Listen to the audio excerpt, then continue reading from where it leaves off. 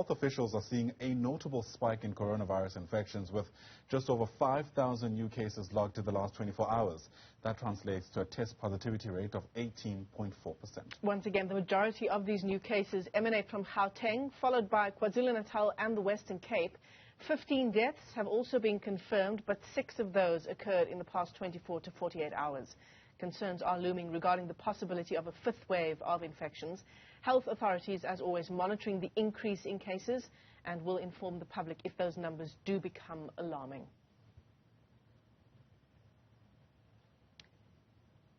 In fact, let's stay with that story now and bring in Dr. Nicholas Crisp, who is the head of the vaccination program at the Department of Health, and joins us via our video link this morning. Dr. Crisp, thanks very much, as always, for coming on. Are you alarmed by this, shall we call it a spike in infections, over 5,000 for the first time since the lifting of the national state of disaster? Good morning. Good morning, Michelle, and good morning to your viewers. Yeah, I think we should all be concerned. We've been warning that there would be a fifth wave, and we've been saying it would be towards the end of April or into May, and so this is the time that was expected. It's a very interesting pattern that's being seen at the moment, quite different from anything before. So we need a little bit more time for it to evolve before we can see exactly what's happening. This is a subvariant of the Omicron that we are seeing circulating at the moment. So it's not really clear yet whether this is just because people have been very relaxed. You know, after the lockdown measures were lifted, people moved around a lot more and have let our guard down. And also we have had the Easter weekend with quite a lot of celebrating and people moving between provinces and so forth. So it may be that this is the subvariant is just moving in this way. But we're not sure yet, and we need about another week before you really know that. We are watching the behavior of this particular subvariant, and it has been changing over the last 3 or 4 weeks. So it's a bit early to say exactly what's going on, but yes, the cases are rising and continuing to rise. So Dr. Crisp, this subvariant of Omicron, what are the sort of identifying markers of this subvariant in terms of how it shows up in a person that's got COVID-19? Yeah, so you won't see any difference. What is happening is that viruses mutate all the time, and I think we've been trying to explain this in interviews during the rollout to explain why the virus behaves in the way it does. But when there are only a few mutations, where there are 1 or 2 or maybe 3 mutations, it's not a whole new virus. It's just a slightly different virus. And so this particular one, we have seen up to 5 subvariants. We had the BA.2, which people have been following in China, and I'm sure many viewers are aware of. That has been in circulation in South Africa for a while now. But we are seeing what's called BA.4 and BA.5. The first one, mostly in Gauteng, and the latter in KwaZulu-Natal.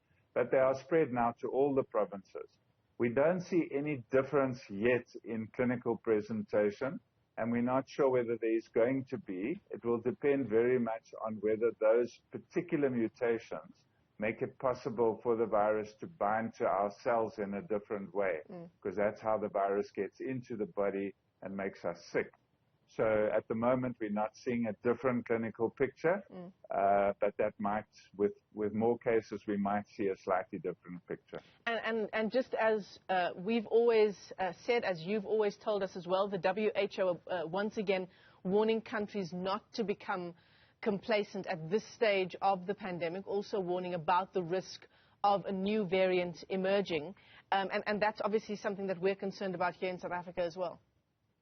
Yeah, so Michelle, that's what the laboratories are watching all the time. It's not something you can see clinically.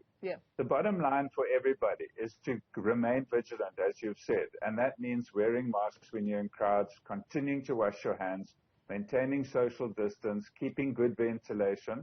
And it's winter now, so people crowd into areas. But the single best way to protect yourself is to get vaccinated. It doesn't matter whether you have had the virus before, whether you think you may have been exposed in the community, or even if you've had 1 dose before. It's repeated exposure to the protein of the virus which creates immunity in our bodies. And that's what we try to do with first and second doses and then booster doses, so that we get a really good and sustainable immune response. some viruses do escape the immunity that we create. So just having got immunity from some exposure in the past is not a guarantee of enough immunity to protect you from illness. So go out now before the wave does pick up, if it is going to pick up, and make sure that you are vaccinated. Dr. Crisp, what is our vaccination rate so far? People who are fully vaccinated and even boosted? So we're just on 50% of the adult population is vaccinated, 49.9 or something like that. And 5 provinces are over 50% of adults vaccinated.